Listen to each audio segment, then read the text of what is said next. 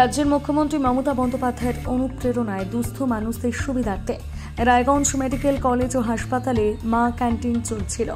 সেখানে মাত্র 5 টাকার বিনিময়ে ডিম ভাত খেতে পারে পেট পুরে। এবারে সাধারণ মানুষদের সুবিধার্থে মা ক্যান্টিনের নতুন কিচেন শেড ও ডাইনিং হলের উদ্বোধন করা হলো।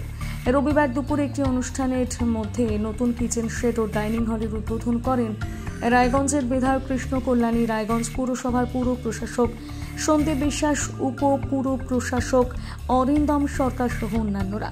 বিধায়ক কৃষ্ণ কল্যাণী এই বিষয়ে কি বললেন শোনাবো।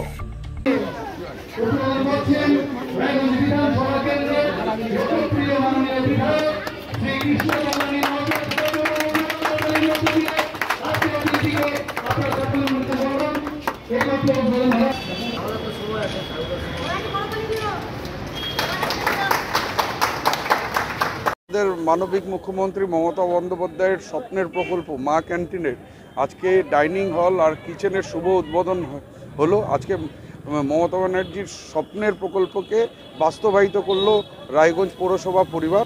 আমি রায়গঞ্জ পৌরসভার board of administrator Sandip Biswas সহ vice board of administrator Arindam Sarkar সহ প্রত্যেকটা কোঅর্ডিনেটর আর পৌরসভার পরিবারকে আমার হৃদয়ের অন্তরস্থল থেকে ধন্যবাদ, কৃতজ্ঞতা জ্ঞাপন করছি।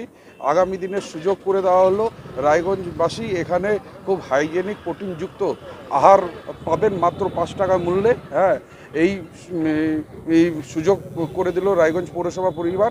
আর আগামী দিনে এই ক্যান্টিনের সাফল্য আমি কামনা করছি। আগামী দিনে নিশ্চিত এই ক্যান্টিন অনেক জনপ্রিয়তা অর্জন করবে, অনেক সংখ্যক মানুষ এখান থেকে পরিষেবা পাবে। কতজন ক্যাপাসিটি রয়েছে এখানে? মোটামুটি একবার সিটিং ক্যাপাসিটি 50 জনের মতো রয়েছে।